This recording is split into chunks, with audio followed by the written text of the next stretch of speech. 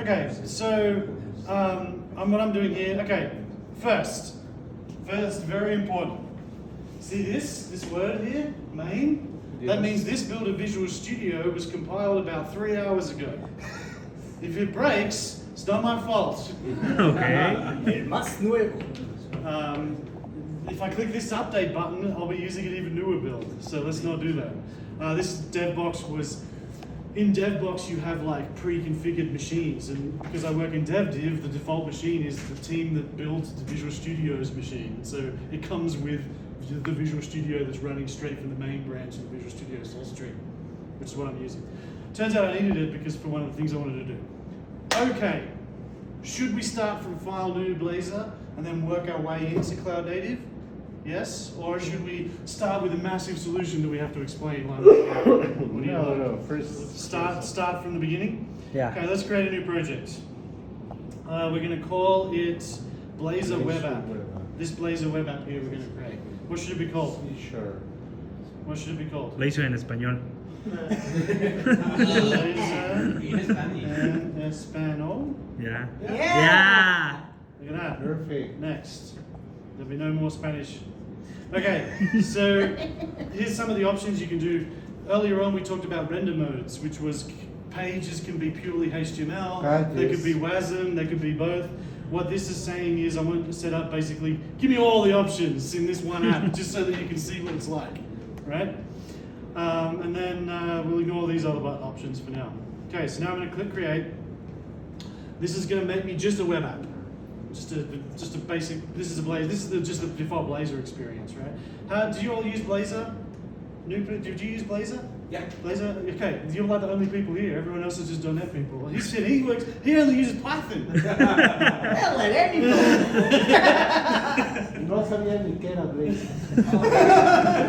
¿Qué usan? Yo Python, acá usan de todo.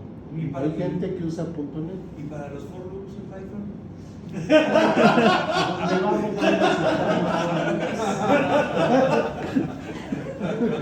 I got more stickers. How many do you want? Okay, so this is the Blazor app. Now, what we do here is, this is a little bit annoying because it's two projects, but the reason for it is, this bit is the WASM. Okay, This is the stuff that only runs in the browser, and this is the one that does the other two modes. So anything in here is only browser compiled to WebAssembly and then deployed to the browser. But you run it all as one thing. We just separate it in here because WASM is a little bit finicky to like work with, right? So if I run this application, also we use HTTPS by default because we feel like you should feel the pain early. So this is running your application in with SSL. So it makes the backend and then the client. Yeah, in fact, this one web app does all of those in one because it's not an application level concern. So this is a fairly new feature of Blazor. So even the people who have been doing this for a while might not have. What was that pop-up that happened? It was weird. There was a weird like thing. I don't know where it was. Anyway, let's go to this. With the Edge profile thing. Oh, it was the Edge profile thing? Yeah, okay. God damn it, Edge team. Get your shit together. Okay, so, are you ready? Nice. Ready for this? This is static HTML. It just got rendered as HTML on the server and sent to the client. This is a WebAssembly running inside the browser without any backend concern. Every time I click this, it's WebAssembly, it's only operating in the browser. This, see how it said loading for a minute? This page loads, creates a WebSocket connection back to the server, and then slowly streams the data back to the client and updates the client on the site. So it's the hybrid mode that is somewhat pretty much unique to Blazor as far as I know, and they're all mixed within the same application. You can just choose whichever pieces of your app you want to have those different characteristics. It's cool? So that's pretty cool. And you can also, it gets even more interesting, there is, Just one question. Yeah. This part is Yeah. where I guess I changed the database and it can replicate here real time. It can. If you write the right code here, So by default, any action that you do on this page, we send an event over the WebSocket connection and we ask the server what to do, and then the server tells us to get it back So this code, so if you, we close that one, right? So if we go here, in the components, in pages, so down here in counter, so this is the page that does the increment. So Doesn't exist on that part. it exists only here, and it only runs inside the browser. It never leaves. This is running Never as went to this the- running as WebAssembly. It never goes to the server. This page here, this weather page, see how it has stream rendering up here? This is using Blazor server, so the classic one from before. So it loads this, it generates this HTML. See, with if my data is null, do loading, and then whenever loading finishes. So once this forecast is The not data null, is- down here, and so then I've got this method which just waits for 500 so that you can see it because it's a fake app, and then it generates some weather data and it assigns it to forecast. And as soon as this is finished assigning it to forecast, the HTML updates to this, which is what you just saw, right? But this is running on the server, it's not running on the client. That was, I was going to This tell is you, running that on the server. code that run on the server and was streamed. Correct, with and it was that. streamed back to the client. Correct. Nice. And if you put a button, if you put a method here and a button, and you click the button, then you would click the button on the server, and it wouldn't do a post back like old school web. It would feel like a JavaScript app, but it would go and invoke the code on the server, get the data, and then come back. So all my calls, all the code never goes to the Never goes to the browsers. client. No. You It's can hidden. communicate with the database and stuff here, and it's fine. I'm Yeah, cool. API keys. API keys, it's all the, just you have the config file, read the config file, talk to the thing, all that you can do here, Never it's okay. went to the browser. Yeah, just straight. That's great. Yeah. So this is previously you could do this all with Blazor before, but you could only do it per app. So like your app was either all WebAssembly or all Blazor server or you know, Or other and now frameworks. you can mix match them all. Other frameworks, like you have to choose at the start. It's going Correct. to be a static. Yeah, exactly. and then That's the thing. You it's can going do to be this. SPA You can do this at the component by start. component And here, This though. you can do. Correct. This page is this way. This Yeah. page is You another. can start as a really old school web app that just does postbacks like web forms, right? And then you could slowly, you could move. Update it. Yeah. So that's a very new feature in .NET 8 with Blazor, is the ability to do all this component size. But I wanted to talk a little bit more now about cloud native, which what I think I'm actually just want to talk a bit about like microservices and stuff like that. But well, the tooling I'm about to show you is designed for kind of microservices and containers. But it's good even if you're not doing that. So the first thing I'm going to do is I'm going to right click on Blazor. Can we take the survey though? Sure, go for it. Yeah. So who thinks they're doing who's doing microservices in their job? Yeah. Okay. Yeah. Okay. So like 50%. Okay. Yeah. Cool. And containers? Basically the same people. Yeah. Okay. They're very couple. Right. There's one, so you're doing microservices without containers. You someone here at the end, right? Is that you? I work in a center, so Ah. it depends the client. Yeah, fair Yeah. enough. Okay, cool. So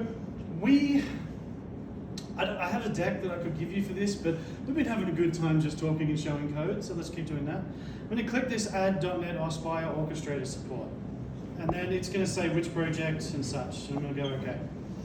And so this adds another couple of projects to my solution here. This bold text in Visual Studio is the one that's going to run when you press F5, when you run, right? So what it's done is it's created me this new program, and in this program it says I'm going to create this distributed application builder. I'm going to add my Blazor like front end, and then I'm going to run. Now it knew about my Blazor en Espanol because that's the project I clicked when I said add, right? And so if I run this, what happens now is this new project runs and it orchestrates all the pieces of my application on my dev machine. And so instead of just having my application run, now this dashboard starts. And it has my web app in it. And it has like the logs for my web application. It has like structured log search. You can do distributed tracing across your multiple services in here using OTel. And it has all the metrics that come out of like your .NET application. Requests per second, like HTTP queues, like all of this information as it continues Very through. nice, very Right? nice. Very nice. 3 lines of code. Right, and also I can still click here and like go to my web app and do all that sort of stuff, right? And then, okay, so that's cool, right? Yeah. But that's interesting even if there's just the Blazor app. Okay, but now we want to do something a little real. We want to make it a little bit fancy, shall we say? So my weather page took a little bit to load, right? It was like it was a bit shitty. Now, unfortunately, the weather bit's written in Python. There's nothing I can do about it. It's just going to be slow. So what I can do though is I can use output caching. So output caching is where you take the result of rendering the page, you cache it completely in some sort of cache, and then the next person who comes in, instead of invoking the outline, just gets the end result, right? So I'm going to do that, and what I'm going to do is I'm going to say var redis equals our builder dot add redis. No, I need to add the thing, right? The container. Yeah. So what I'm doing here is I want to do a couple of things. I'm going to go down here into my manage NuGet packages. Pretty sure I'm right here. I'm just vaguely recalling because we just rearranged all the NuGet packages, so I'm pretty sure this is what I need to do. And look for Aspire, look for Redis. Come on now. So Aspire hosting.redis is the package that I'm going to add, right? So I want to use some Redis. So I'm going to click this. This is a NuGet package, the pip analogy of .NET, pip install. Right. But unlike pip, it doesn't modify my environment. It only modifies this project. And so and it does that by adding references into these XML files, basically, just in there and just. So now what I'm going to do is say var redis equals builder.add redis. And I'm going to call it cache. How's that sound, right? Now what's going to happen when I press F5? Do you want to take a bet? Does anybody have any ideas? No?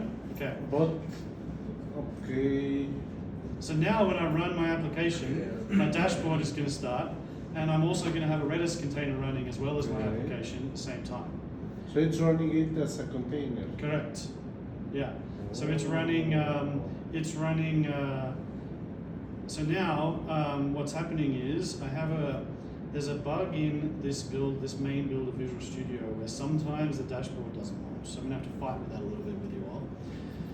And then, thanks, look, this is where AI got it wrong. This is not the method that you're supposed to call, it just thought that it was. Add reference, with reference is the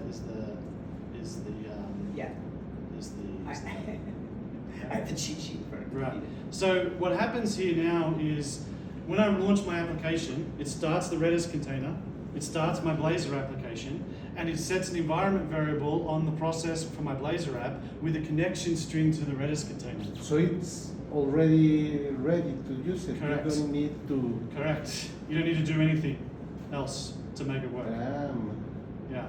And so for some reason my dashboard has died on me, so I'm going to have to like reboot a bunch of things in a minute in order to figure this out.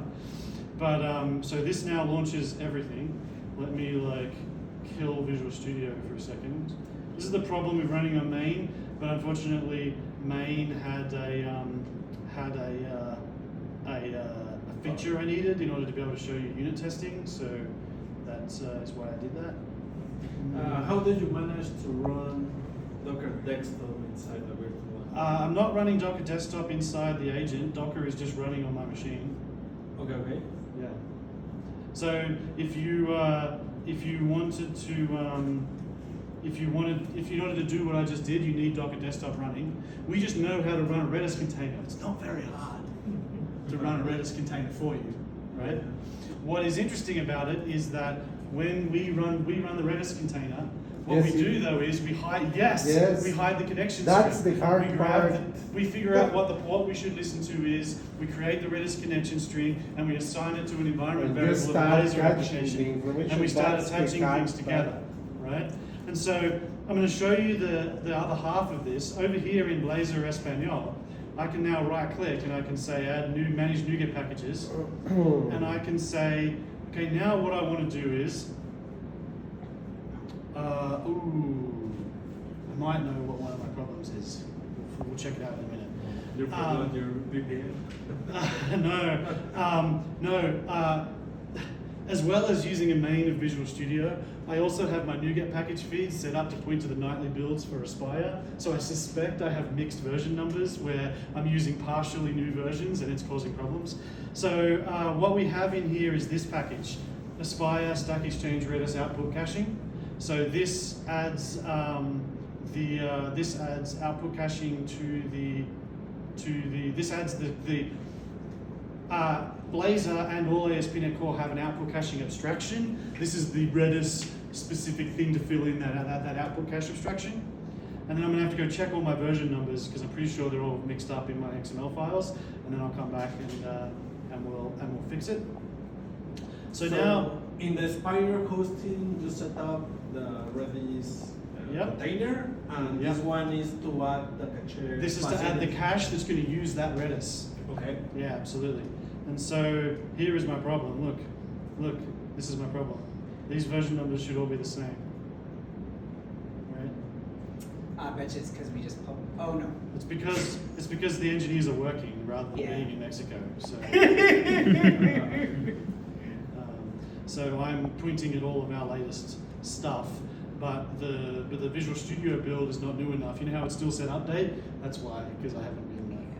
Don't worry. Last night we yelled at them and then went and got a good meal here in Mexico. And then we so came it back. should be fine. Last night we yelled at them, and then we went and had tacos, and then we come back and they said, yeah, everything is fixed now. It's great. That literally happened. We were nice about it, but actually they did fix it. While So we were now, eating tacos. over in my Blazor app, I'm going to do a couple of things. So in here, I'm going to say builder.add Redis output cache. Right? Now, what I'm going to put in here is cache, this string cache. Right? This string is the same as whatever string I put here. This is the name of this cache. Right? And so now, over in my app here, I add that, and then down here, because the way output caching works, so here's like a lesson in our web stack, I guess. Each of these use methods, these are called middleware in our web stack. Each one is capable of intercepting the request as it goes through the pipeline of stuff. And so we're just going to stick somewhere in here, app.use output cache. So this uses whatever the configured output cache we did above to do the output caching for per request stuff, right? So it's catching the HTML. It'll see the entire request coming in. It'll check the cache to see if it has a cache entry for that request. If not, it'll let it through. And then on the way back out, it'll set a cache entry for whatever this request was, but only for pages where we say this page should be cached. So now what we'll do is we'll come up in here and we'll say our attribute is, and we'll say output cache. Is that the right attribute name? Yes. I'll be right with you. That, output cache. So now this page will be cached by output caching, but none of the others, only the ones that you mark to say this page should be So cached. you just created your CDN there Correct. in a minute. Now I have a CDN, exactly. Damn. And so now when I run this, assuming all of my version numbers fixed, whatever that problem fixed, the dashboard problem appearing earlier, then what we should have is, look at this. So now I have a Redis container. So you can see this is my Redis container. It's like I have Redis. This is just the straight up Redis output logs. I've got my web application. Now if you click details here and you scroll down, what you'll see is I've got a bunch of environment variables because this all Aspire components